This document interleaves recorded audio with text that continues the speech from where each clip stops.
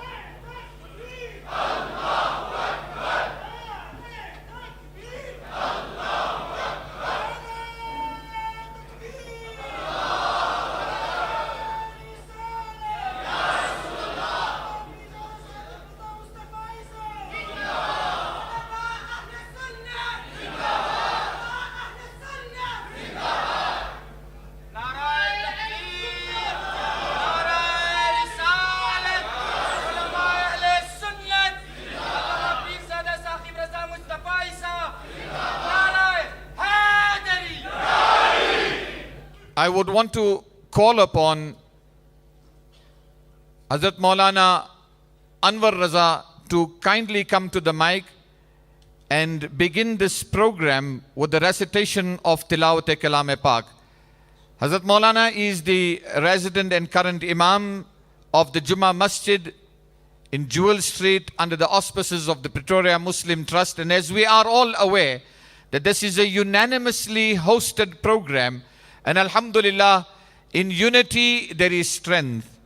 And our organizations have rallied together under the name, there is today an internationally renowned name, a name of international fame, a name of international repute. Our guest of honor, Muhtaramul Maqam, Fadilatul Shaykh, Hazrat Allama, Pirzada, Raza Saqib Mustafa Isab. Alhamdulillah, today we are honored by his presence here today, and we have before you a host of ulama, a galaxy of ulama, the shining stars of ulama that are present before you here. To view the face of an alim, in fact, is an act of ibadat. So now that we are ready and we have embraced the program as it unfolds before us and as it unveils before us, the program will be dependent on your absolute success. And your success is determined by your total attention, total observation, and absolute silence, inshallah. So Maulana Anwar Raza will be coming to the mic to recite to us few verses of Kalam-e-Pak. أعوذ بالله من الشيطان الرجيم بسم الله الرحمن الرحيم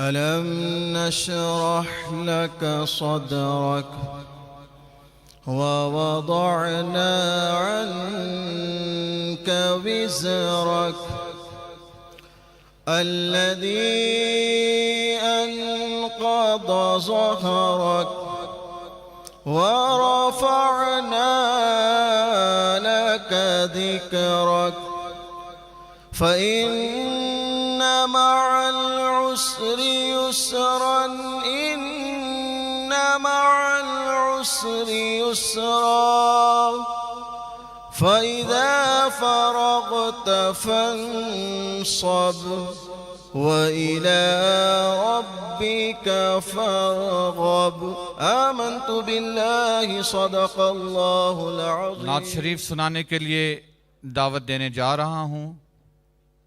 And once again a renowned personality, a person that beggars no fame, no recognition, a person whose name in our area, in our region is a household name, and who at this juncture, for this function, will be representing the institute of which he is indeed the founder and the principal. Muhtaram al-Maqam Hazrat Allama Maulana Musa Raza Sahab will be coming here as he represents Imam Ahmad Raza Educational Institute, and he will recite to us few verses of Naat Pak. Alhamdulillahi munshil khalqi min adami thumma salatu ala al-mukhtari fil qidami mawlaya salli wa sallim.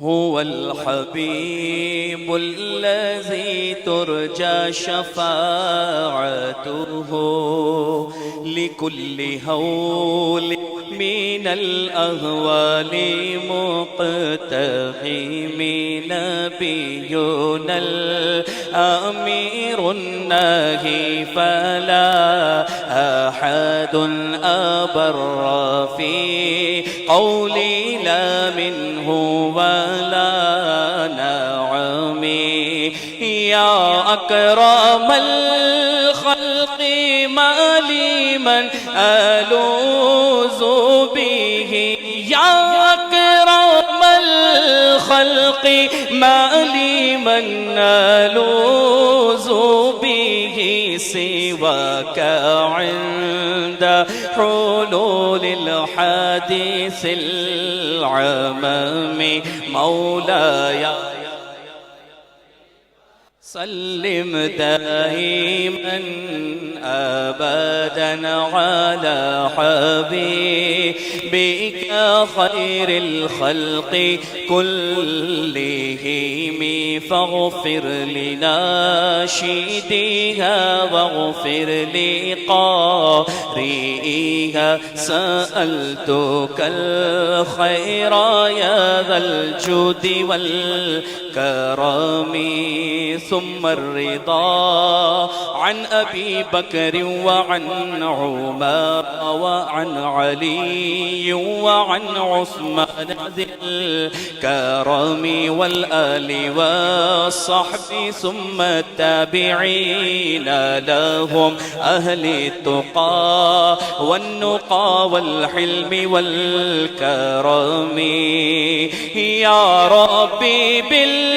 بالمصطفى بلغ مقاصدنا يا ربي بالمصطفى بلغ مقاصدنا يا ربي بالمصطفى بلغ مقاصدنا واغفر لنا ما مضى يا واسع الكرم مولاي صل وسلم دائما أبدا على حبيبك خير الخلق كلهم.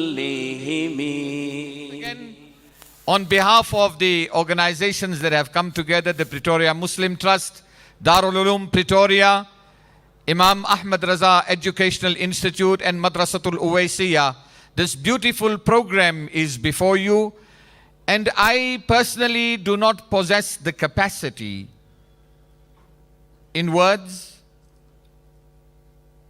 and in any other way to introduce a person of the stature of our guest of honor. Such a tall standing personality, such a personality whose name has reached the length and breadth of the world. A man who toils hard to take the word of Allah and His Rasul sallallahu ta'ala alayhi wasallam to the furthest corners of the world, who delivers in excess of 70 discourses in 1 month. I don't have the capacity nor do I have the vocabulary, particularly Urdu میں الفاظ کی کمی مجھ میں ہے کہ حضرت کا تعارف صحیح معنوں میں نہیں کر پاؤں گا. So I deem it necessary that His Eminence will be introduced, officially introduced for and on behalf of the organizations as I mentioned here, and one of the senior most alims of the region, Muhtaram al-Maqam Fadilatul Shaykh Hazrat Allama Pir Tariqat Mufti Muhammad Akbar Hazarvi Sahab will be doing the introduction of His Eminence, and thereafter immediately the lecture will start. آپ کا اس طرح joke در joke یہاں آنا محبت اور شوق کا اور عقیدت کا حضرت کے ساتھ اظہار کرنا یہ واضح کر رہا ہے کہ آپ سب حضرت کی شخصیت اور ذات سے بطریق احسن واقف ہیں. یہی کشش آپ کو، یہی جذبہ آپ کو یہاں کھینچ لایا ہے. میں درمیان میں زیادہ اس لیے حال نہیں ہونا چاہتا کہ یہ جو میں ان کے بارے میں کچھ کہوں اس کے بہتر ہے کہ آپ انہی کی زبان سے اپنے رسول کا ذکر سنیں، دین کی باتیں سنیں. ان اشعار پر آپ کے ذوق کی تکمیل کے لیے نگاہ بلند سخن دل نواز و جاں پرسوز، نگاہ بلند سخن دل نواز و جاں پرسوز، یہی ہے رخت سفر میر کارواں کے لیے، یہی ہے رخت سفر میر کارواں کے لیے. ہوا ہے گرچہ تند و تیز مگر چراغ اپنا جلا رہے ہیں، ہوا ہے گرچہ تند و تیز مگر چراغ اپنا جلا رہے ہیں. یہ مرد درویش جنہیں حق نے دیے ہیں انداز خسروانہ. آپ کے لیے خوشخبری ہے، ایک شاعر نے اپنے متعلق کہا، میں آپ سے متعلق کہوں گا، آنے والی نسلیں تم پہ فخر کریں گی اے ہم عصرو، آنے والی نسلیں تم پہ فخر کریں گی اے ہم عصرو، جب انہیں خیال آئے گا کہ تم نے ثاقب رضا کو دیکھا ہے. حمد و تعریف و توصیف اللہ جل مجدہ الکریم کی ذات بابرکات کے لیے، رسول رحمت، شفیع معظم، نبی محتشم، اللہ کے پیارے، امت کے سہارے، رب کے محبوب، دانائے غیوب، مالک رقاب امم، فخر عرب و عجم، والی کون و مکان، سیاہ لا مکان، سید انس و جاں، سرور لالا رخاں، نیر تاباں، سر نشین مہوشاں، ماہ خوباں، شہنشاہ حسینہ، تتمہ دوراں، سر خیل زہرہ جمالاں، جلوہ صبح ازل، نور ذات لم یزل، باعث تکوین عالم، فخر آدم و بنی آدم، نیر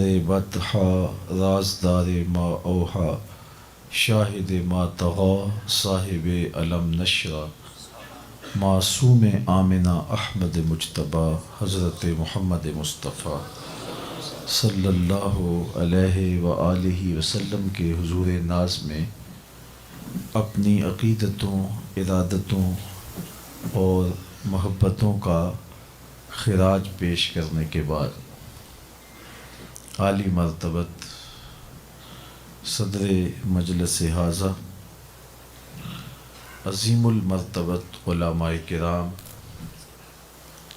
حضرات سامعین، خواتین و حضرات، السلام علیکم ورحمۃ اللہ وبرکاتہ.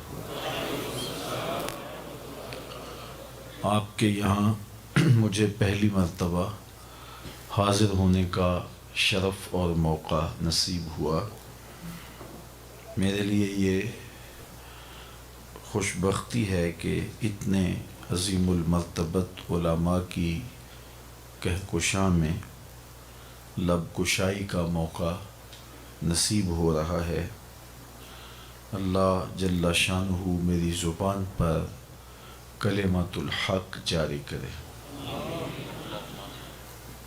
मुख्तलिफ़ तंज़ीमात ने मिल कर के आज के इस प्रोग्राम का इनेकाद किया।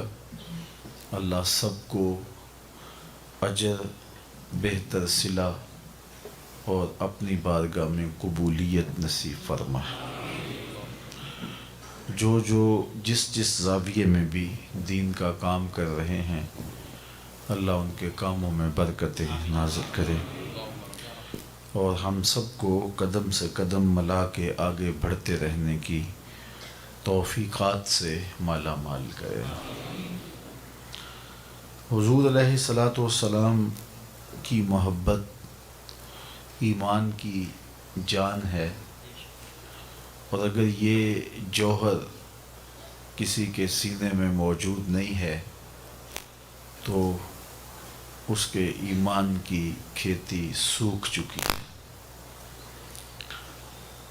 जब मोहब्बत होगी तो महबूब का ज़िक्र अच्छा लगेगा, और जब किसी के लबों पे उनका तज़किरा होगा तो रूह को करार मिलेगा। जब हम हुजूर के ज़िक्र की महफ़िल का इनेकाद करते हैं तो ये चीज़ भी सुनने को मिलती है कि ये कहाँ लिखा है। मैं कहा करता हूँ कि क्या ज़िक्र रसूल के लिए भी किसी दलील की ज़रूरत है? कभी ऐसा हुआ है कि फूलों का तज़किरा छिड़ा हो और बुलबुल कहे कहाँ लिखा है? और ये भी नहीं हो सकता कि बात शम्मा की चल रही हो और परवाना दलीलें ढूंढ रहा हो।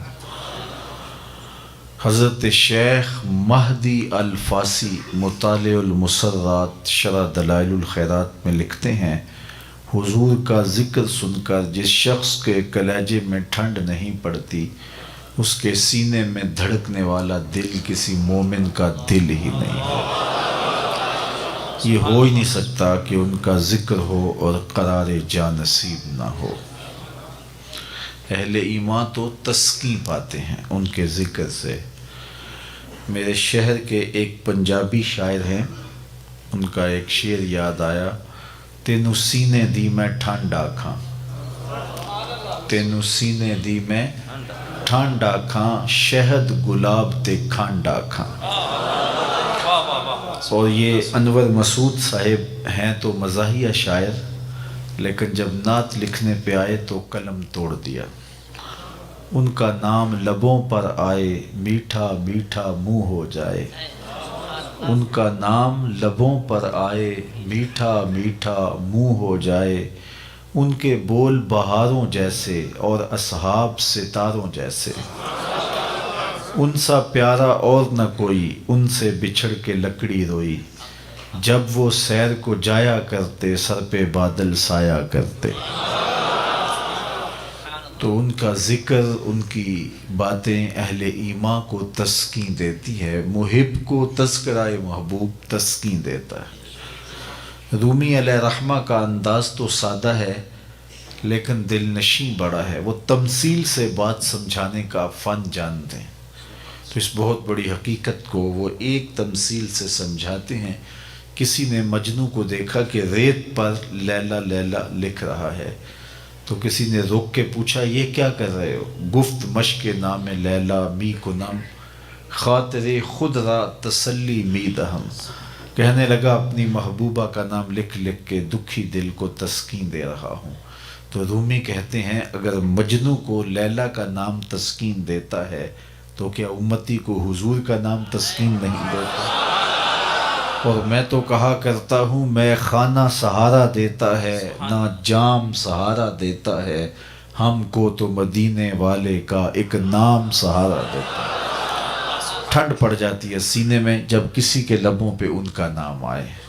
इतना दिल आवेज़ नाम है, इतना मीठा नाम है कि रूह तक ठंडक और बरूदत उतरती है जब लबों पे इस नाम का फुरेरे और इस नाम के तज़किरे आते हैं। सो आज मैं और आप हुजूर का ज़िक्र करने के लिए यहाँ जमा हैं, उनकी मोहब्बत ईमान की जान है और करार रूह है।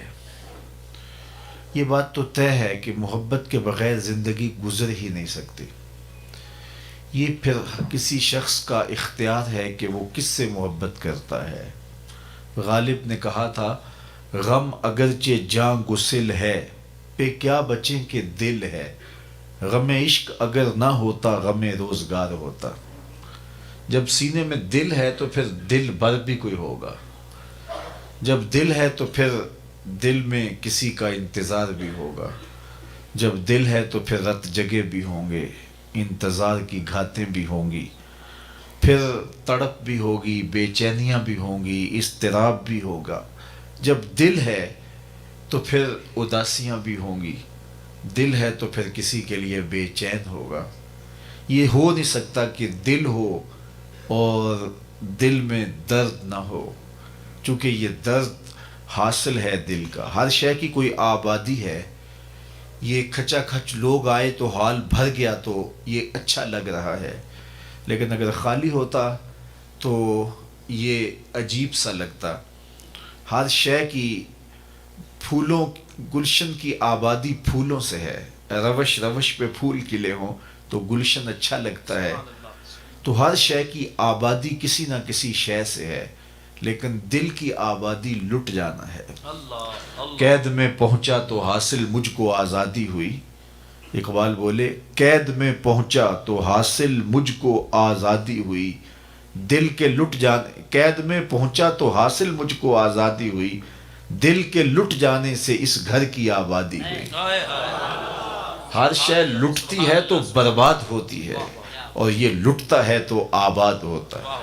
नखल गिरती है तो ये बरक गिरती है तो ये नखल हरा होता है। तो बरक गिरने से तो नखल जल जाते हैं, लेकिन ये नखल ऐसा है कि बरक गिरती है तो ये हरा होता है। बेचैनियाँ ही इसका हुस्न है, इज़्तिराब ही इसका जमाल है, तड़पना ही इसकी ज़िंदगी है। वो मज़ा दिया तड़प ने मेरी आरज़ू है या रब।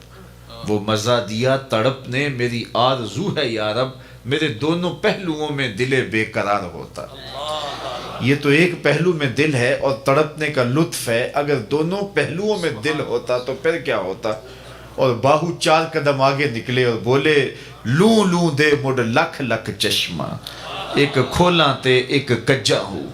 तो इसकी बेचैनियाँ, इसका इज़्तिराब, इसकी तड़प, इसका इल्तिहाब, इसका पेचोताब, यही इसकी ज़िंदगी है। हर शय टूटती है तो बेतौकीर हो जाती है। कितना कीमती फानूस है, लेकिन गिर गया, रेजा रेजा हो गया तो कोडी मोल नहीं रहा। हर शय टूटे तो बेतौकीर होती है। ये जितना टूटता है उतनी कीमत बढ़ती है। तू बचा बचा के न रख इसे, तेरा आईना है वो आईना। तू बचा बचा के न रख इसे, तेरा आईना है वो आईना। कि शिकस्ता हो तो अजीज तर है निगाहे आईना साज में।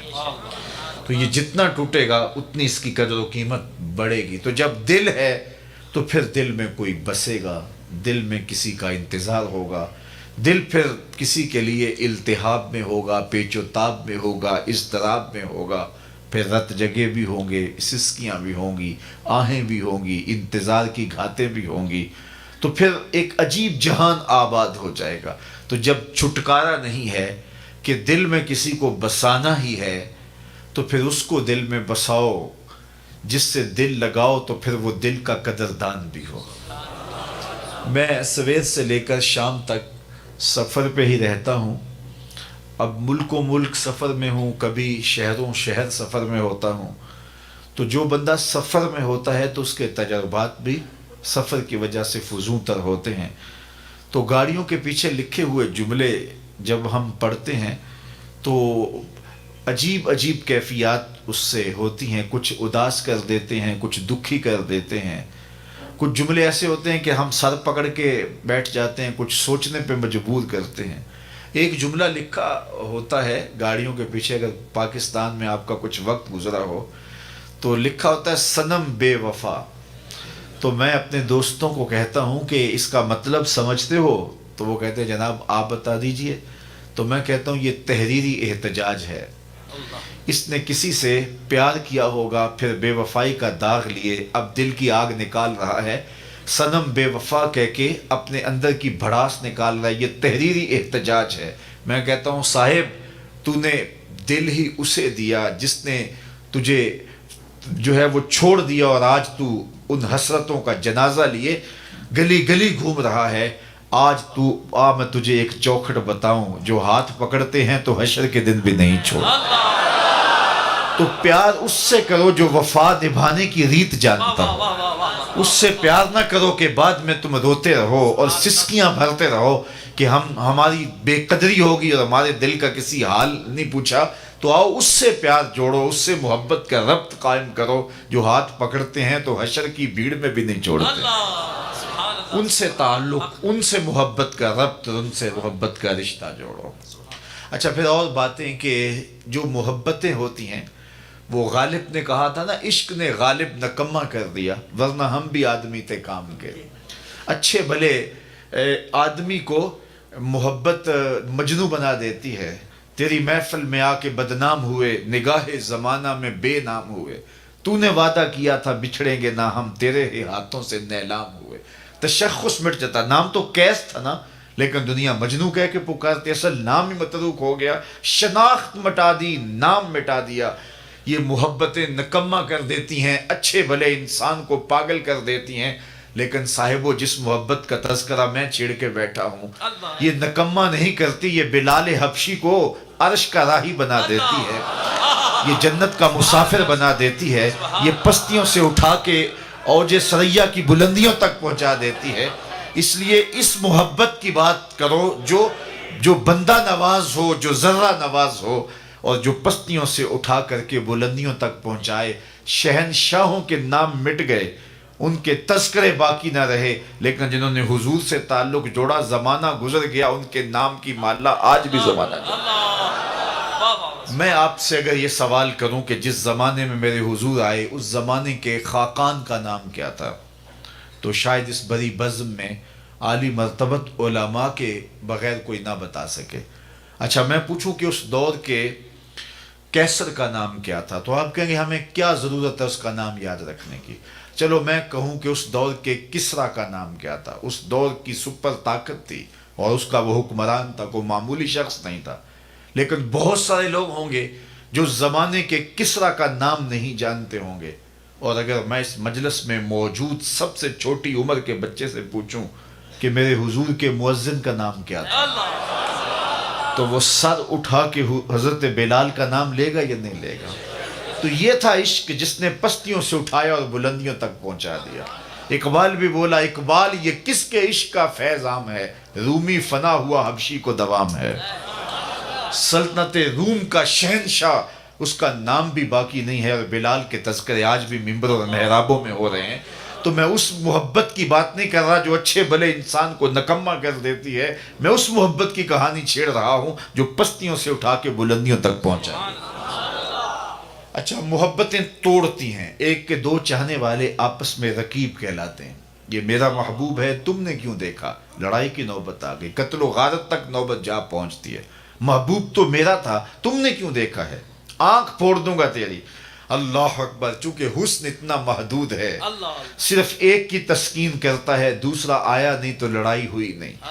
تو ایک کے دو چاہنے والے آپس میں رقیب کہلائے، لیکن جس محبت کی بات میں کرتا ہوں، اربوں چاہنے والے آپس میں حبیب کہلائے۔ یہ رقابت پیدا نہیں کرتی، یہ محبت پیدا کرتی ہے۔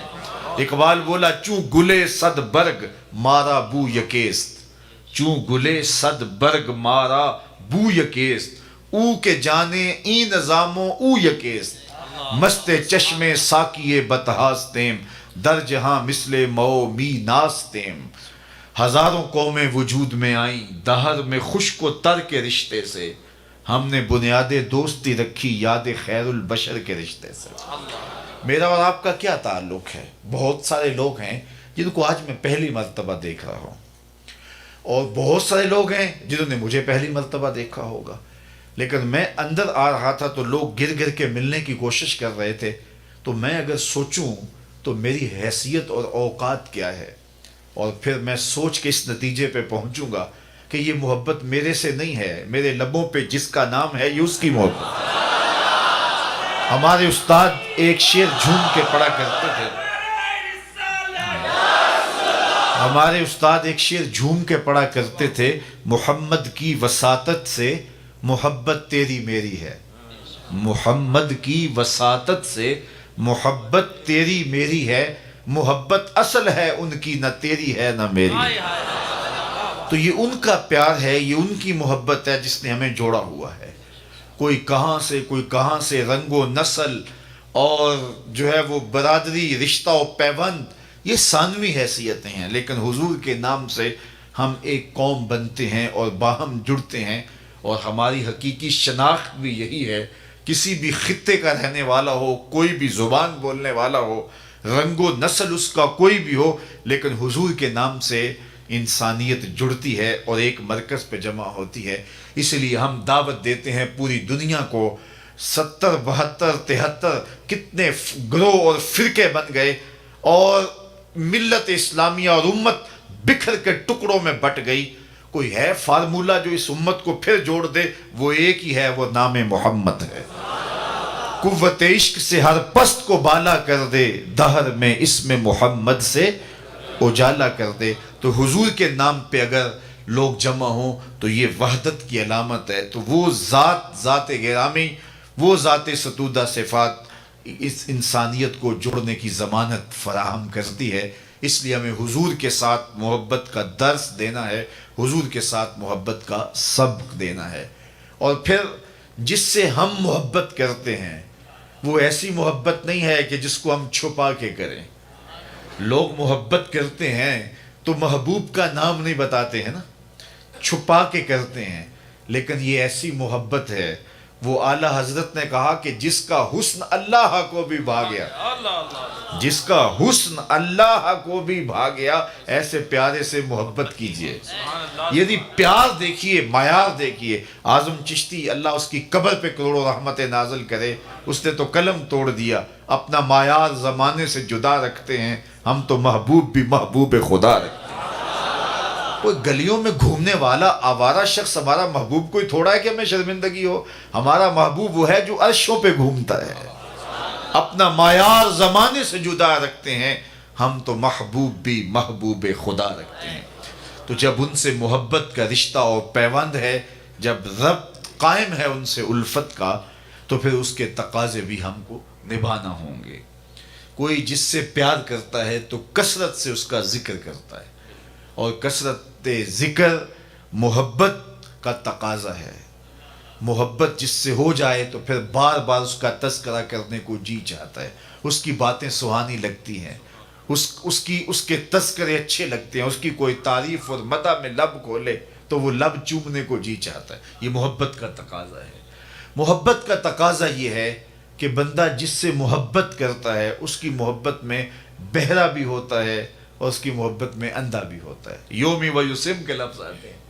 مطلب کیا کہ نہ اس کا کوئی عیب دیکھ سکتا ہے اور نہ اس کا کوئی عیب سن سکتا ہے۔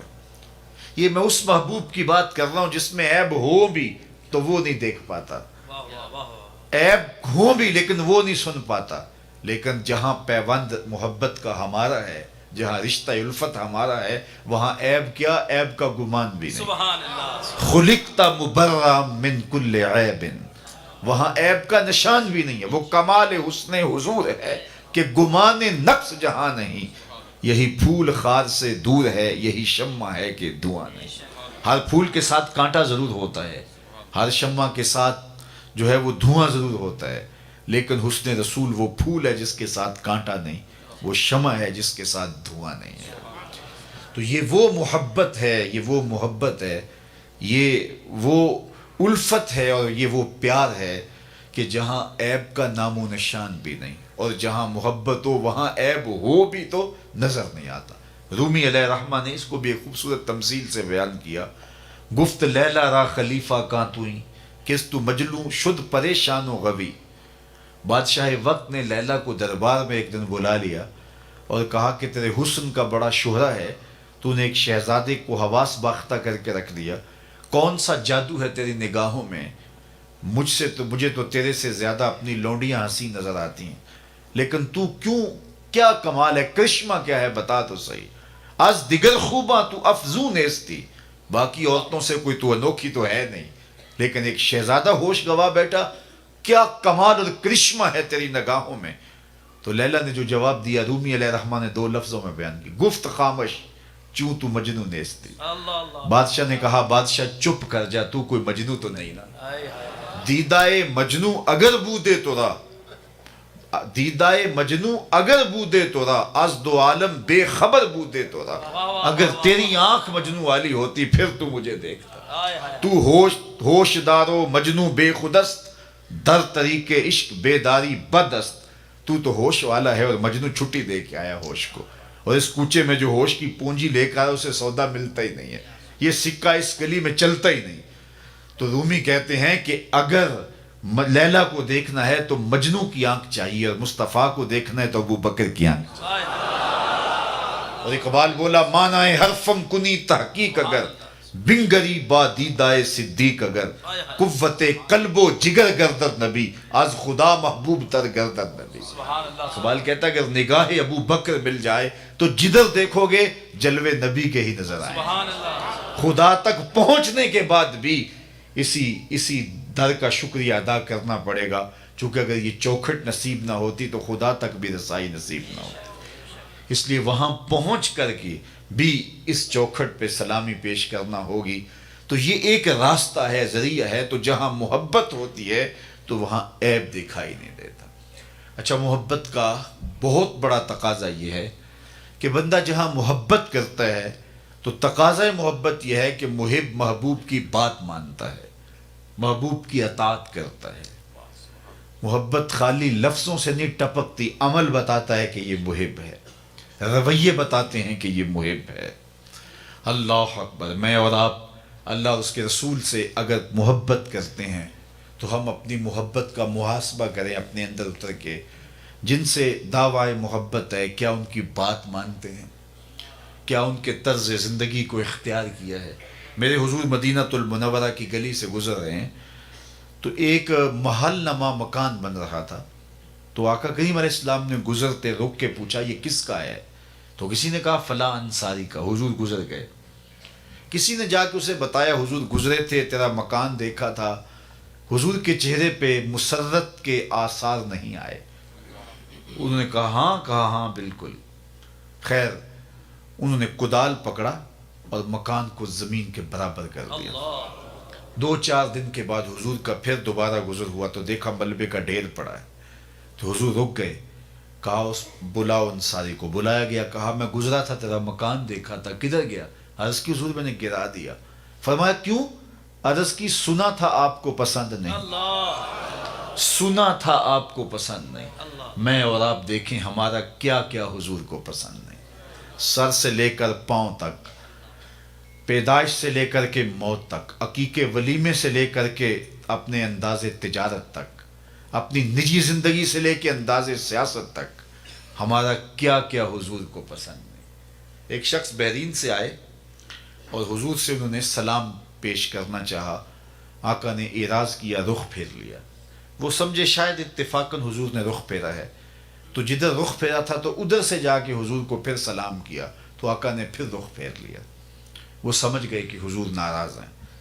تو جو اصحاب تھے ان سے کہا کہ مجھے تو سمجھ نہیں کہ حضور کی ناراضگی کا سبب کیا ہے، تو کیا تم بتا سکتے ہو کہ حضور کیوں ناراض ہیں؟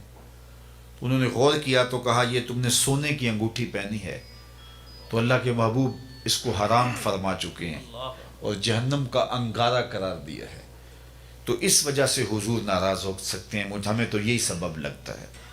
تو وہ آگے بڑھے اور انگوٹھی اتارتے ہوئے حضور کو پیش کرتے ہوئے کہا حضور کیا اس وجہ سے ناراض ہیں؟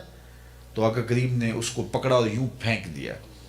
ناراضگی کی وجہ ختم ہو گئی.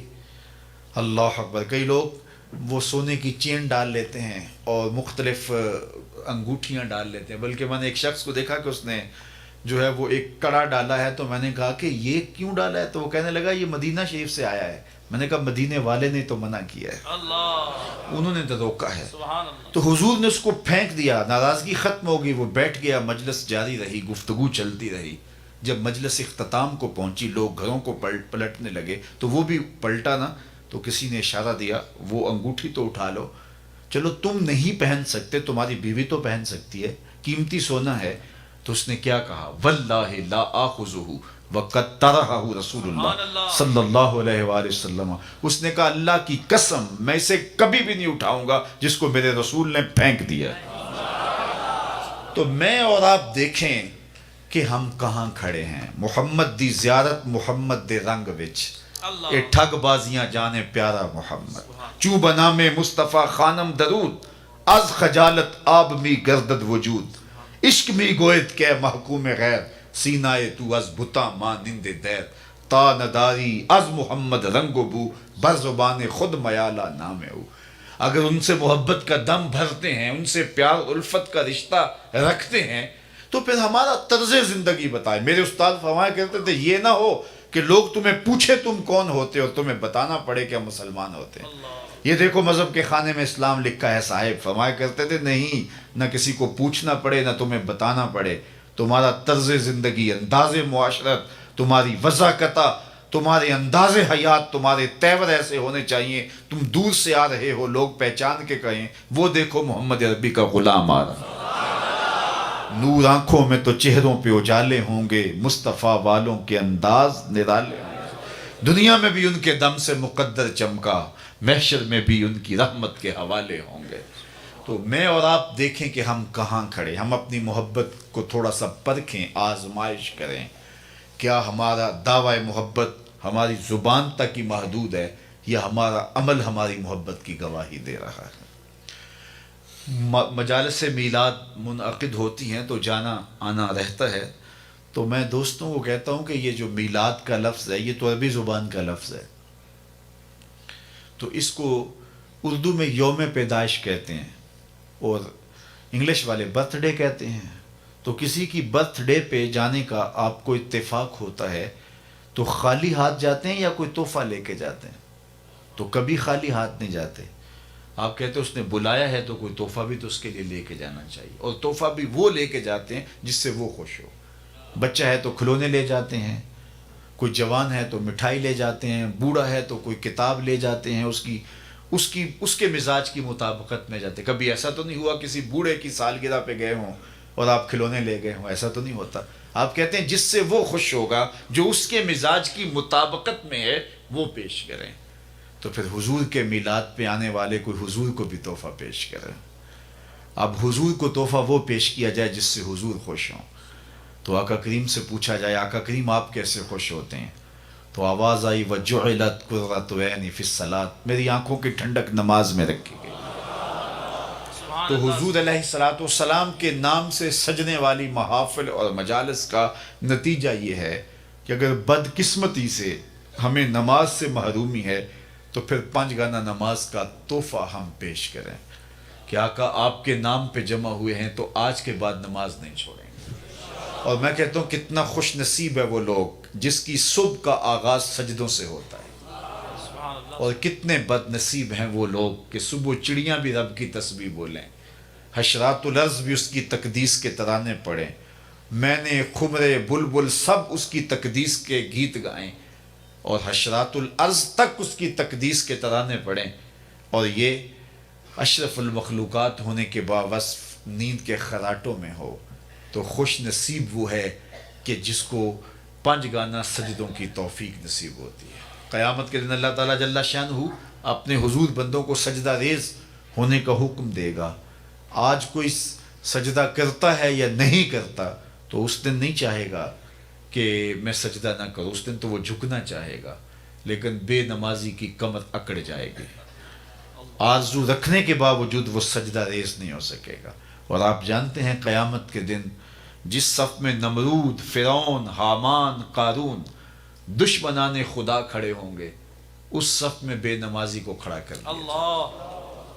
کوئی شخص یہ گوارا کرتا ہے جہاں اللہ اس کے رسول کے دشمن کھڑے ہوں میں بھی وہاں، اور اس صف پہ رحمتیں نہیں لعنتیں برس رہی ہوں گی، تو کیا بد نصیبی ہوگی ان لوگوں کے لیے جنہیں سجدوں کی توفیق نہیں۔ میں بار بار کہتا ہوں کہ جب اللہ کسی سے ناراض ہوتا ہے رزق نہیں چھینتا، آب و دانہ بند نہیں کرتا، چاند سورج کو اس کے آنگن میں روشنی ڈالنے سے روکتا نہیں، ہواؤں کو آکسیجن کو نہیں روکتا، جب اللہ کسی سے ناراض ہو جاتا ہے سجدے کی توفیق چھین لیتا ہے، اسے اپنے حضور جھکنے کی توفیق نہیں دیتا، تو اس کی جناب سے سجدوں کی توفیق مانگو۔ خوش نصیب ہیں وہ لوگ جو اپنے زندگی کو سجدوں سے آباد رکھتے ہیں۔ زندگی آمد برائے بندگی، زندگی بے بندگی شرمندگی۔ جس زندگی کے اندر سجدہ ہی نہیں ہے، جھکنا ہی نہیں ہے، وہ زندگی زندگی ہی نہیں ہے، وہ چوپایوں سے بدتر کہلائے گا جو اللہ کے حضور سجدہ ریز ہونا نہیں جانتا۔ یہ درخت حالت قیام میں ہیں، چوپائے حالت رکوع میں ہیں، یہ مینڈک تشہد کے عالم میں، حشرات الارض سجدے میں ہیں، انسان اشرف المخلوقات ہے، اس کی عبادت کو تمام عبادات کا جامع بنایا گیا ہے۔ اور جسے نہ سجدہ نصیب ہے، نہ قیام اور رکوع اس کی حضور نصیب ہے، تو پھر وہ چوپایوں سے بھی بدتر چلا جائے گا۔ امام غزالی بولے اللہ نے 3 طرح کی مخلوقیں پیدا کی ہیں۔ ایک مخلوق وہ ہے کہ جس میں فہم و شعور، عقل و ادراک نہیں رکھا گیا، صرف شہوات رکھی گئی ہیں۔ ایک مخلوق وہ ہے جس میں شہوات نہیں رکھی گئی، فہم و ادراک رکھا گیا۔ اور تیسری مخلوق وہ ہے جس میں عقل و خرد بھی رکھی گئی ہے اور شہوات کی آزمائش میں بھی ڈالا گیا ہے۔ جس میں صرف شہوات ہیں وہ چوپائے ہیں، بہائم ہیں، حشرات الارض ہیں۔ جن میں عقل و شعور اور فہم رکھا گیا، شہوات نہیں رکھی گئی، وہ فرشتے ہیں۔ اور جس میں یہ دونوں چیزیں رکھی گئی ہیں وہ حضرت انسان ہے۔ اب اگر یہ اپنی شہوات کو، خواہشات نفسانیہ کو قابو میں کر لیتا ہے اور عقل و خرد سے کام لیتا ہے تو فرشتوں سے بھی بہتر کہلاتا ہے، اور اگر یہ اپنی خواہشات کا غلام بن جاتا ہے تو چوپایوں سے بھی بدتر ہوتا ہے۔ تو ہم اس دو راہے پہ کھڑے، اللہ نے ہمیں بتا دیا، خیر کا رستہ بھی بتا دیا، شر کا رستہ بھی بتا دیا۔ انا ہدیناہ السبیل اما شاکرا و اما کفورا۔ حضرت انسان کو اللہ نے ہدایت سے محروم نہیں رکھا، یہ واضح میں رکھی ہے۔ اس کائنات کا پہلا انسان، پہلا نبی بھی ہے۔ کبھی بھی حضرت انسان کو اللہ نے ہدایت سے محروم نہیں رکھا، اور فطری اور جبلی ہدایت اللہ نے حضرت انسان کے سینے میں رکھی ہے۔ بلکہ یہ ہدایت جو جبلی ہے یہ تو اللہ نے جانوروں کو بھی دی ہے، ان کی فطرت کے اندر بھی رکھا ہے۔ وہ آپ نے کبھی دیکھا ہو کہ مرغی جب کڑک بیٹھ جائے اور ضد کرے کہ میں اب انڈے نہیں دوں گی، تو اس کے نیچے پھر انڈے ڈالے جاتے ہیں، اور وہ پھر 21 دن تک ان انڈوں پر اپنے سینے کی حرارت، گرمی اور توجہ مبذول کرتی۔ اور آپ جانتے ہیں کہ بطخ کڑک نہیں بیٹھتی، اس لیے کہ بطخ پانی کے بغیر رہ ہی نہیں سکتی، تو بطخ کے بچے حاصل کرنے کے لیے بطخ کے انڈے بھی مرغی کے نیچے ڈالے جاتے ہیں۔ تو جب مرغی ان انڈوں کو سینچتی ہے اور اپنے سینے کی حرارت اور توجہ دیتی ہے، 21 دن کے بعد ان مردہ انڈوں میں آثار زندگی نمودار ہونے لگتے ہیں۔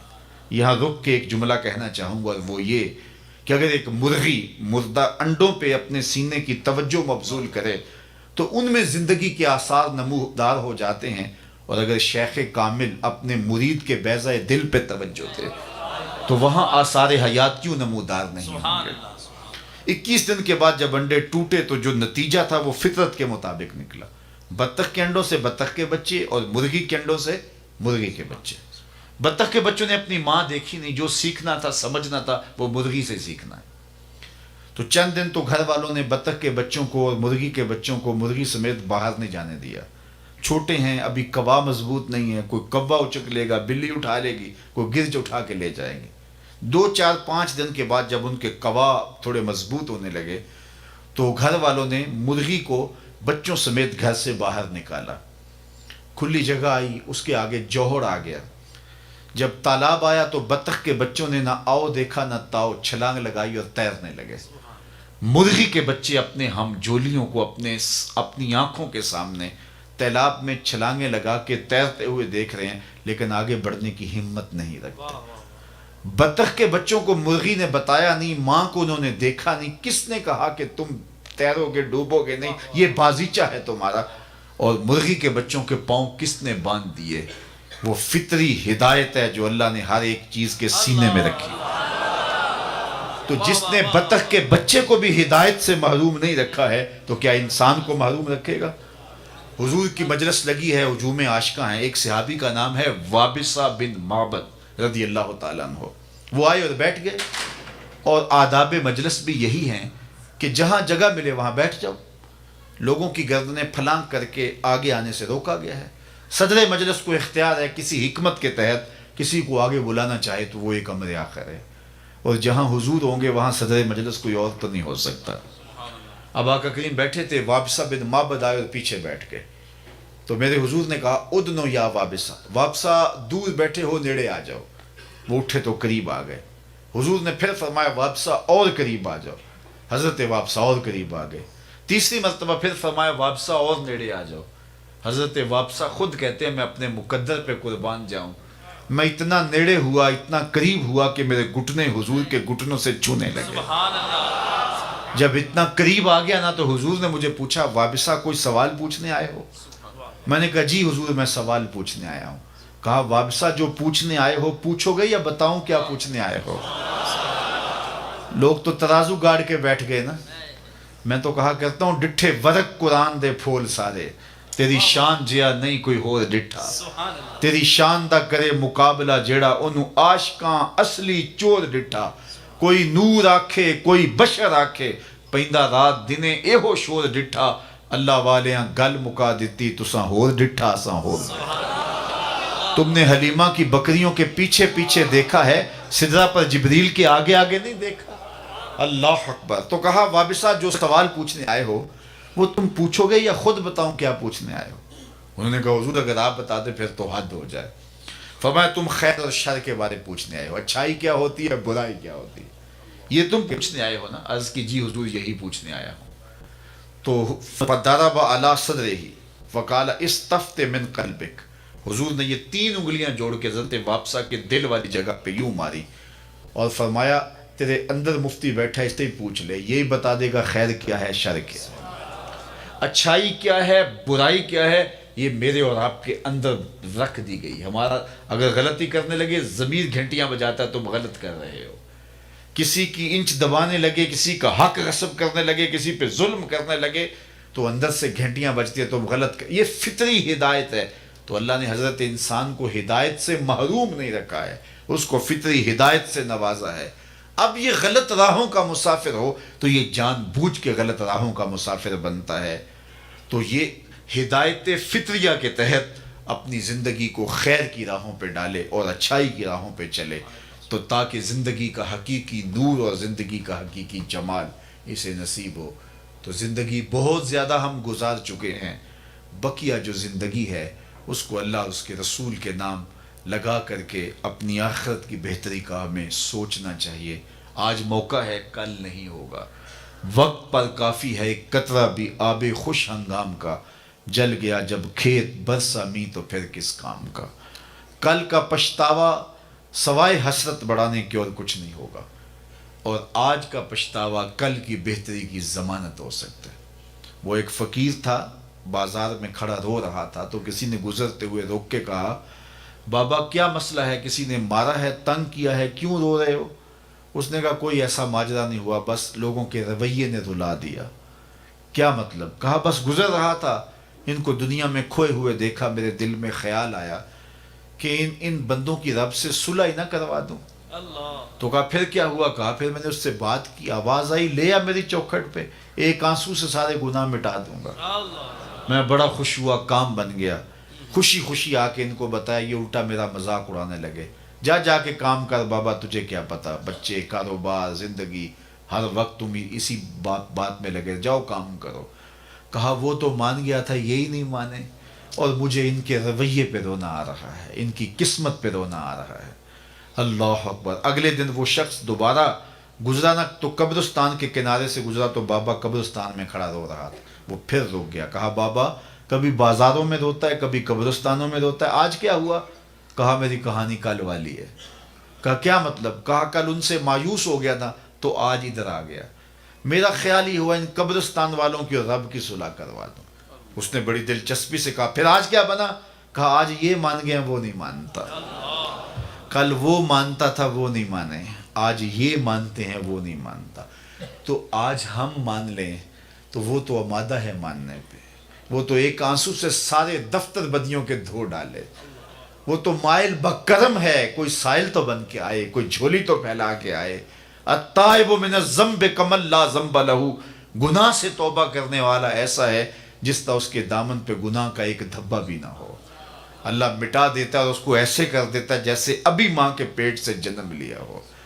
लेकिन ये उम्मीद कि अभी बूढ़ा होना है, अभी ज़िंदगी पड़ी हुई है, कितने लोगों के जनाजे उठ गए ये सोचते हुए कि हमने बुढ़ापे में पहुँचना है। इमाम गज़ाली फरमाते हैं, नज़र दौड़ा के देखो, तुम्हें बूढ़े कम मिलेंगे, जवान ज़्यादा मिलेंगे।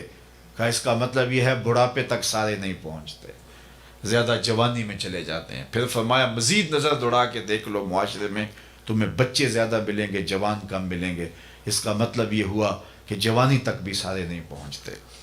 तो इसलिए कबल इससे कि वो वक्त आए कोई हुज्जत बाकी ना रहे, ये मुख्तसर ज़िंदगी अल्लाह और उसके रसूल के नाम पे लगा देनी चाहिए। हुजूर की मोहब्बत का तकाज़ा भी यही है कि उनकी तालीमात को इख्तियार कर लिया जाए। मेरे हुजूर ने फरमाया, कुन फिद दुनिया का अन्ना का गरीब औ का आबिर सबील, दुनिया में इस तरह रहो जिस तरह कोई अजनबी रहता है या सड़क अबूर करने वाला। जब सड़क अबूर करते हैं तो आप दाएं बाएं से देख के गुजर जाते हैं, बस ज़िंदगी गुजार जाओ। हकीकी मंजिल हमारी आखिरत है, और जिसने आखिरत को भुला दी, आखिरत से गाफिल हो गया, उसने अपना सख्त नुकसान किया। क़यामत के दिन मैंने तो ये भी पढ़ा है कि नेकोकार भी पछताएंगे। बदकारों का पछताना तो समझ में आता है, नेकोकार क्यों पछताएंगे? जब अपने अच्छे आमाल की जज़ा देखेंगे तो पछताएंगे, हाय जो चंद लम्हे ज़ाया किए वो भी क्यों ज़ाया कर दिए। लेकिन उस वक्त के पछताने से बेहतर है कि मैं और आप अपनी इस मुख्तसर ज़िंदगी का अब मुहासबा करें। हासिबू क़ब्ल अन तुहासबू, इससे कबल के तुम्हारा हिसाब किया जाए, तुम अपना हिसाब खुद कर लो। ये हम उम्रे पे जाते हैं ना, तो जब वापसी के लम्हे होते हैं तो मैं देखता हूँ हर बंदा अपना सामान तोल रहा होता है। मियाँ क्यों सामान तोल रहे हो? एयरपोर्ट पे जाके परेशानी ना बने, तो पहले ही सामान तोल के कि ज़्यादा ना हो जाए, बोझल ना हो जाए, एयरपोर्ट पे मसला ना बने। हालांकि अगर एयरपोर्ट पे मसला भी बन जाए तो 4 रियाल देंगे तो गुजर जाएंगे, लेकिन इसके बावजूद तोल रहे होते हैं कि वहाँ परेशानी ना बने, वहाँ की परेशानी का हल है। लेकिन आखिरत का अगर वज़न भारी हो गया उसका कोई हल नहीं। इसलिए हासिबू क़ब्ल अन तुहासबू, इससे कबल के तुम्हारा हिसाब किया जाए। ज़मीर की अदालत में अब तराजू गाड़ लो, देखो तुम कहाँ खड़े हो। जो बदियाँ की हैं वो तो कन्फर्म है बदियाँ हैं, जो नेकियां की हैं अगर रिया है तो लुट गई, कुछ पल्ले नहीं है। अगर गुरूर तकब्बुर आ गया, उजब आ गया, फिर भी सब कुछ ज़ाया हो गया। कितनी नेकियां हैं और कितनी बुराइयां हैं, और हम एक अहकमुल हाकिमीन के हुजूर हाजिर होने वाले हैं। तो इस मुख्तसर ज़िंदगी को अल्लाह और उसके रसूल के नाम पे लगा करके अल्लाह के लिए ज़िंदगी गुजारो। ये ज़िंदगी भी अच्छी, वो ज़िंदगी भी अच्छी। लेकिन मेरे हुजूर ने फरमाया कि कुर्ब क़यामत के फितनों का जब ज़िक्र किया तो मुझे इस बात का डर नहीं कि तुम शिरक में मुब्तला हो जाओगे, मुझे इस बात का डर है कि तुम दुनियादार बन जाओगे। आज हम मादियत ज़दा हो गए हैं, सवेर से लेकर शाम तक हमारी दौड़ ही मादी है। आँख भर जाती, पेट भर जाता है, आँख नहीं भरती। शेख सादी फरमाते हैं कि आँख को या तो फिर सब्र और कनात भरता है या फिर कब्र की मिट्टी भरेगी। और रूमी बोले, कूजाए चश्मे हरीसा पुर नशुद, ता सदफ काने नशुद पुर दुर नशुद। हरीस की आँख का प्याला नहीं भरता। बंदे को पूछे, वो कहता है बस जी जो है वो ये इसीलिए कर रहा हूँ, पेट के लिए लगा हुआ हूँ। पेट तो 2 रोटियाँ सुबह मांगता है, 2 दोपहर को, 2 शाम को। पेट का इतना लंबा चौड़ा कोई मुतालबा नहीं है। हमारे पास तो इतनी दौलतें हैं कि माजी में लोगों के पास इतनी दौलतें होती नहीं, ना इतनी सहूलतें बादशाहों के पास थी जो आज आम लोगों के पास मुयस्सर हैं। मुझे अच्छी तरह याद है, आज से 35 साल पहले लोगों के पास 1 या 2 जोड़े हुआ करते थे, और शादी पे लोग किसी दोस्त से कोई जूता मांग करके लेके जाया करते थे। लेकिन इसके बावजूद जब किसी से पूछते थे सुनाओ क्या हाल है, तो वो लंबा हाथ करके कहता था अल्लाह का शुक्र है। तो उसके लहजे से शुक्र टपकता था। और आज किसी खुशहाल से भी पूछ लें कि जिसके इतने लिबास हैं कि बदलने की बारी नहीं आती, मौसम गुजर जाता है और उसे पता नहीं कि उसके पास दौलत कितनी है, तो उसे पूछा जाए क्या हाल है, तो वो कहता है ठीक है, गुजर औकात हो ही रही है। ناشکری پھیل گئی. اللہ اکبر. تو میں ایک دن گزر رہا تھا راستے سے تو بچے غباروں سے کھیل رہے تھے. تو غبارہ پھوڑتے نا جب تو پھر وہ کہہ کے لگاتے ہنستے. تو میں رک گیا اور مجھے اپنے بچپن کی کہانیاں یاد آنے لگی. لوٹ گیا نا اپنے بچپن کی طرح. وہ کیا کسی نے کہا کہ یہ دولت بھی لے لو, یہ شہرت بھی لے لو, بھلے چھین لو مجھ سے میری جوانی, مگر مجھ کو لوٹا دو بچپن کا ساون, وہ کاغذ کی کشتی وہ بارش کا پانی.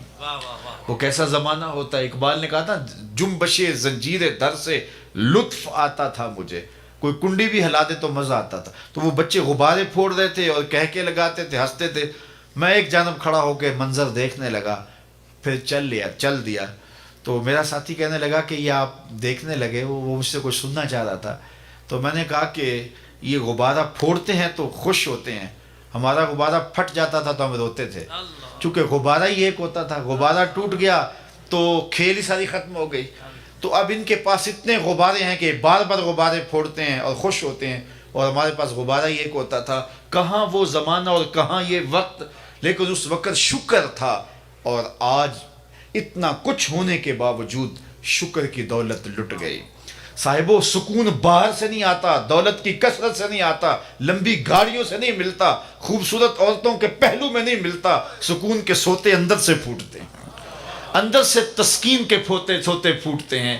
اور جب اندر کے منابع ہی بند ہو گئے, جب اندر کے سوتے ہی بند ہو گئے, تو جو مرضی کر لو سکون اور طمانینت کبھی بھی نصیب نہیں ہوگا. اور وہ اللہ نے فرمایا الا بذکر اللہ تطمئن القلوب, آؤ اگر تم چاہتے ہو کہ تمہارے دلوں کو قرار ملے تو رب کا نام جپنا شروع کر دو. تو ہم سمجھتے ہیں کہ اتنی ہو جائے گی تو سکون مل جائے گا. وہاں جا کے دیکھتے ہیں کھڑے ہو کے سکون نہیں ملتا, پھر آگے دیکھتے ہیں ساری زندگی اس کولو کے بیل کی طرح جتے ہوئے اور زندگی گزار رہے ہیں. زندگی کتنی قیمتی تھی یار, جوانی کتنی اہم تھی. کیا لطف ہوتا اگر سحری کے وقت مصلے پہ کھڑے ہو کے آنسو بہاتے. کیا لطف ہوتا اس جوانی کو اس امت کے لیے گزارتے, رسول اللہ کے دین کے لیے بسر کرتے. لیکن مجنوں بن کے چوکوں اور گلیوں میں گزار دیا اور ڈھونڈتے رہے, سکون کی تلاش میں لگے رہے. ساری زندگی برباد ہو گئی, سکون کا ایک ذرہ بھی نہیں ملا. سکون باہر سے نہیں ملتا, سکون اندر سے ملتا ہے. اس لیے آئیے اپنے آپ کو اللہ اور اس کے رسول کے نام لگا دیں, پھر دیکھنا زندگی بن کے سامنے آتی ہے کہ نہیں آتی. نہیں تو زندگی سوائے شرمندگی کے اور کچھ نہیں. دنیا کی زندگی بھی برباد ہوئی اور آخرت بھی برباد کر بیٹھے. لیکن اگر اپنی زندگی ان کے نام لگائیں تو پھر یہ زندگی بھی خوشحال اور وہ زندگی بھی خوشحال. پوچھنا ہے تو بلال حبشی سے پوچھ لو, اس غربت میں کتنا لطف آتا تھا, اور پتھر کھانے میں اور چکی پیسنے میں کتنا سرور آتا تھا, اور کتنا لطف نصیب ہوتا تھا کوڑے کھا کر کے. اور آخرت کی موجیں تو الگ ہیں. اس لیے ہم اس مختصر زندگی کو اللہ اور اس کے رسول کے نام لگا دیں گے تو زندگی گزارنے کا سود آئے گا. ورنہ زندگی گزر نہیں رہی, زندگی کٹ رہی ہے. وہ ساغر نے کہا تھا نا کہ عمر کاٹی ہے جبر مسلسل کی طرح, جانے کس جرم کی پائی ہے سزا یاد نہیں. آج ہر بندہ جبر مسلسل کی طرح زندگی کاٹ رہا ہے.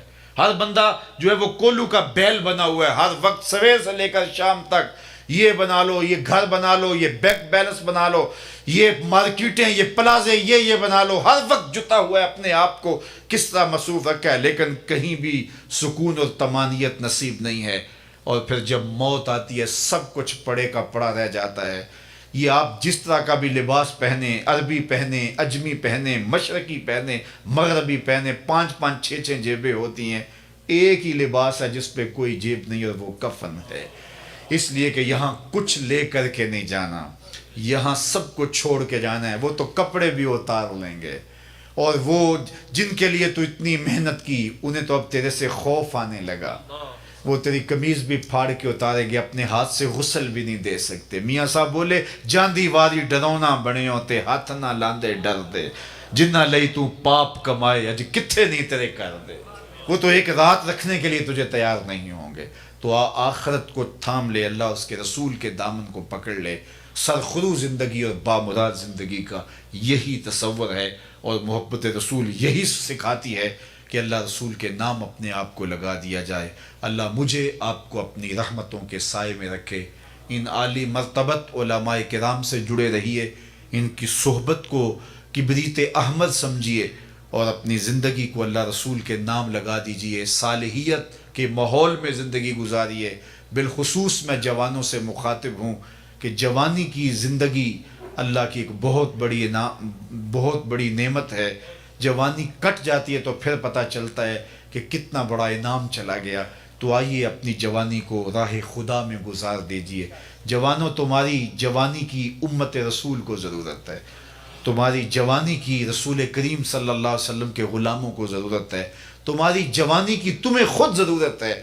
جوانی کے یہ حسین لمحے، کہتے ہیں عشق کرنے کا مزہ جوانی میں آتا ہے، تو پھر آؤ نا رسول اللہ سے عشق کرو، آؤ نا پھر رب سے عشق کرو، تمہیں پتہ چلے گا رومی ہو، رازی ہو، عطار ہو کہ غزالی، کچھ ہاتھ نہیں آتا بے آہ سحر گاہی۔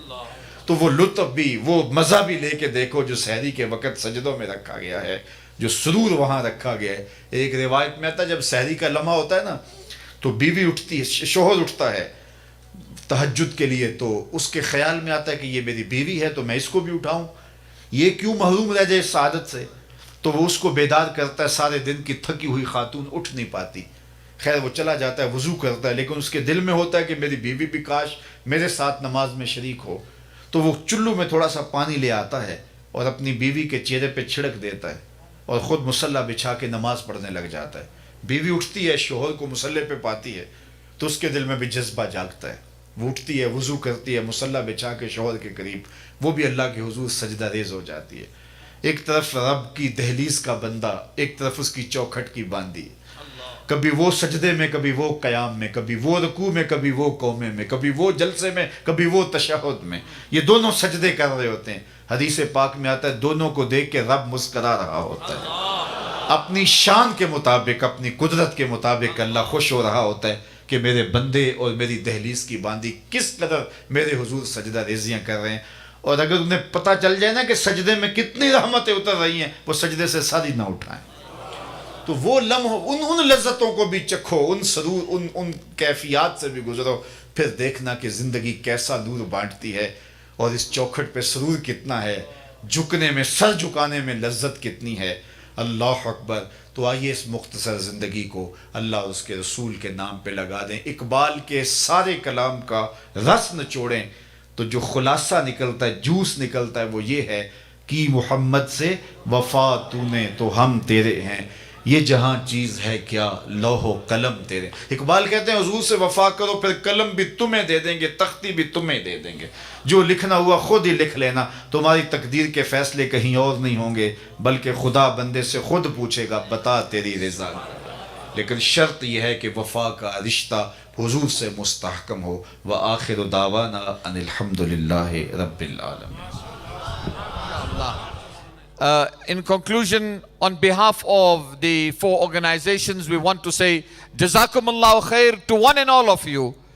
Particularly, we will want to at this occasion thank our ulama, congratulate our ulama, and the unity that has been brought out of this program. We want to say Jazakumullahu khair unanimously for and on behalf of everyone that is present here to His Eminence for accepting the invite and gracing this audience, this large and huge audience, with his presence here. Jazakumullahu khair.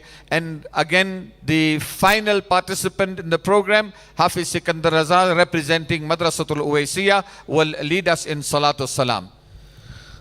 خیر البشر پر لاکھوں سلام، خیر البشر پر لاکھوں سلام، لاکھوں درود اور لاکھوں سلام، جنوں ملائک تیرے غلام، سب سے سوا ہے تیرا مقام، یاسین و طٰہٰ تیرے ہی نام، خیر البشر پر لاکھوں سلام، لاکھوں درود اور لاکھوں سلام، تیری ثنا ہے میرا نصیب، قربان تجھ پر جانے ادیب، تجھ تجھ پر تصدق عالم تمام، خیر البشر پر لاکھوں سلام، لاکھوں درود اور لاکھوں سلام۔ الفاتحہ۔ الامر فوق الادب کے تحت صرف میں اتنا آپ سے کہتا ہوں، حضرت فرماتے ہیں کہ میں دعا کروں آپ کی موجودگی میں، میرے لیے سعادت ہوگی کہ حضرت ہی دعا کریں اور ان کی دعا پر ہم سب آمین کہیں گے۔ دعا کا ماحول اور کیفیت بنانے کے لیے ایک بار سورہ فاتحہ اور 3 بار سورہ اخلاص کی تلاوت فرمائیں، اور پھر قبلہ حضرت صاحب کی دعا پر ہم آمین کہنے کی سعادت حاصل کریں گے۔ الحمدللہ رب العالمین والصلاة والسلام علی اشرف الانبیاء والمرسلین وعلی آلہ واصحابہ اجمعین۔ اللہم یا رب بجاہ نبیک المصطفیٰ ورسولک المرتضی طہر قلوبنا من کل وصف وباعدنا عن مشاہدتک ومحبتک وامتنا علی السنت والجماعت والشوق الی لقائک یا ذی الجلال والاکرام۔ اللہم اغفر ذنوبنا واستر عیوبنا وقلب قلوبنا ونور قبورنا وسہل مرادنا ویسر امورنا۔ اللہم اغفر لنا ولوالدینا ولمشائخنا ولاساتذتنا ولتلامذتنا ولمن لہ حق علینا ولجمیع امت سید الانبیاء والمرسلین۔ اے اللہ، آج کی اس بابرکت محفل نور کا ایک ایک لمحہ قبول فرما، جتنے لوگ آئے ہیں سب کو برکتوں سے مالا مال فرما، کوئی ایک شخص بھی خالی ہاتھ نہ لوٹے۔ اے اللہ، ان کے گھروں میں واپس پلٹنے سے پہلے پہلے اس اجتماع کی برکتیں ان کے گھروں تک پہنچا دیں۔ اتنے لوگوں کی تڑپتی آمین کے ساتھ تیری بارگاہ میں دعا ہے، ہم سب کا خاتمہ ایمان پہ ہو، زندگی اسلام پر، موت ایمان پر۔ اے اللہ، امت کو کھویا ہوا مقام دے دے، عظمت رفتہ رفعت پارینہ بخش دے، بھٹکے ہوئے آہو کو پھر سوئے حرم لے چل، اس شہر کے خوگر کو پھر وسعت صحرا دے۔ میں بلبل نالا ہوں اس اجڑے گلستاں کا، تاثیر کا سائل ہوں محتاج کو داتا دے۔ اللہم اید الاسلام والمسلمین، اللہم اعز الاسلام والمسلمین۔ اے اللہ، ان عالی مرتبت علماء مشائخ کا سایہ دیر تک باقی اور سلامت فرمانا۔ جو کام یہاں ہو رہا ہے اللہ، اس کی برکتیں انہیں نصیب فرما۔ آپ سب کے لیے دعا ہے اللہ، ہم سب کو دنیا آخرت کی بہتریاں نصیب فرما، ہر خیر ہماری جھولیوں میں ڈال دیں، ہر اچھائی ہمارا مقسوم کرنا، جو کہا گیا قابل عمل چیزوں پر توفیق عمل عطا کر دینا، راہ دین پہ چلنا ہمارے لیے آسان کر دینا، شیطان کے مکر و فریب سے ہم سب کی حفاظت فرما، رزق حلال، رزق وسیع، رزق سہل، رزق مبارک اور رزق فراواں عطا کرنا، حرام کے ایک لقمے سے بھی محفوظ رکھنا، سوچوں خیالوں کی پاکیزگی دینا، اٹھے ہوئے ہاتھ خالی نہ موڑے جائیں، پھیلی ہوئی جھولیاں رحمتوں سے بھر دی جائیں، بے اولادوں کی گودیاں اولاد سے ہری کر دی جائیں، انہیں اولاد نرینہ بھی دے دے، اولاد مادینہ بھی دے دے۔ اے اللہ، جو والدین اپنے بچوں، بیٹوں، بیٹیوں کے لیے اچھے رشتوں کے لیے سرگرداں ہیں، انہیں صالح اسباب مہیا فرما۔ اے اللہ، جو بچیاں سسرال میں دکھی ہیں انہیں سکھ نصیب فرما، جن کی اس دواجی زندگی میں تلخیاں ہیں اپنے کرم سے دور فرما دے۔ آج کے اجتماع میں دام دھر میں سخن جس طرح بن پڑا، جو بھی شریک ہوا، جس نے انتظام و انصرام کیے، جو تشریف لائے، عالی مرتبت شخصیات نے سرپرستی کی، سب کو جزائے خیر عطا فرما دے۔ اللہ، ہر خیر ہر بلائی ہماری جھولیوں میں ڈال دے۔ وصلی اللہ تعالی علی النبی الامین وعلی آلہ واصحابہ اجمعین برحمتک یا دار العلوم پریٹوریا، دار العلوم پریٹوریا، دار العلوم پریٹوریا۔ کتنا حسین و دل ربا دار العلوم پریٹوریا ہے، مرکز علم خدا، دار العلوم پریٹوریا، دار العلوم پریٹوریا، دار العلوم پریٹوریا، دار العلوم پریٹوریا، دار العلوم پریٹوریا۔ عرش بری پر آفتاب تاروں میں مثل ماہتاب، کچھ اس طرح لگنے لگا، دار